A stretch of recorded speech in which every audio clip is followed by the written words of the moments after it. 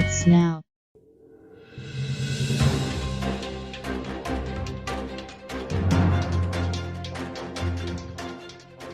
Many listeners of this podcast know I'm a fan of the XFL. I'm also a fan of the CFL.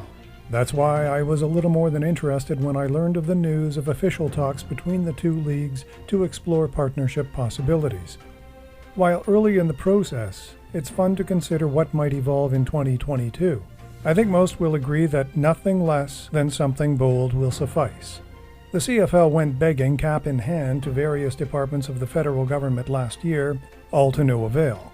Let's hope they're not doing the same with the XFL, namely seeing it as a source of no strings attached revenue. Let's talk about a complete merger. A North and South Division, the XFL and CXFL, the North American Extreme Football League, who knows? If this works, there's far more potential. The CFL needs something bold, some way to grow. The league must evolve to survive. Simple as that. I recall a commentary a few years ago by the late and very great Chris Schultz, former NFL and CFL offensive lineman, while sitting as a panelist at the desk of Canada's TSN Sports Network. He emphatically pointed out that while the CFL and its more or less 9 teams may have worked more or less in the past, the league needs to grow. It needs more teams that people want to watch if survival is part of the business plan. And that will mean some change. Opinions are already tilting toward moving the game to 4 downs. Is that such a bad thing?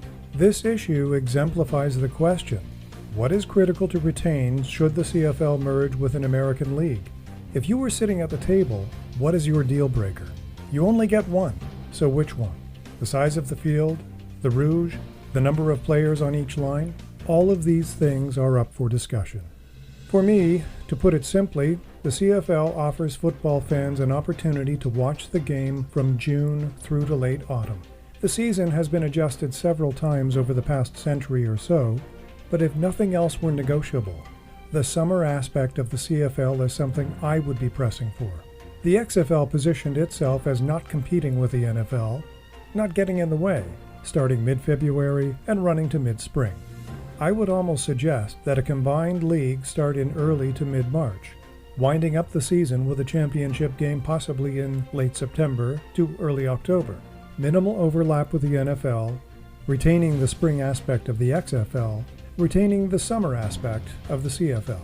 March should be as doable in terms of field action in Canadian cities as is a late November game. I think the reality is looking at an American-sized field, 4 downs, 1 fewer player on each side.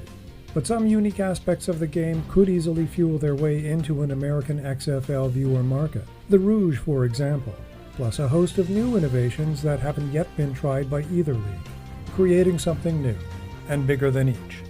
It's not the first time that an American-based league has had Canadian host cities. The Continental League had 3 Canadian teams. The World League of American Football had a team based in Montreal. And that only touches on the game of professional football. Of course, the CFL has its experience in expanding into U.S. markets. Many commentators in Canada snidely label the early 90s expansion of the CFL into the USA as a failure. Couldn't be further from the truth. The legacy is a generation of talent, many of which have become legendary and iconic for Canadians and fans of Canadian football. The only failure would have been not trying. The point here is that 2 organizations recognize the need to grow. As in any marriage, there will be compromises. There has to be.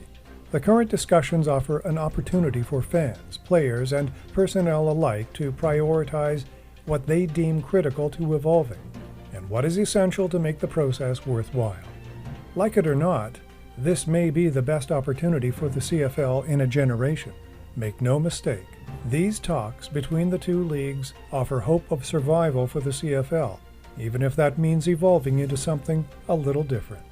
Visit stephenchristiansen.ca for more episodes.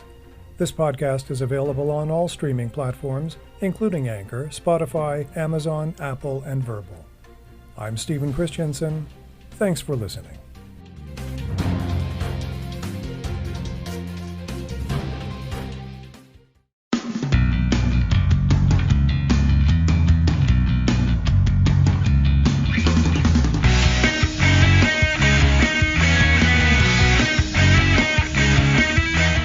production of Steven Christensen.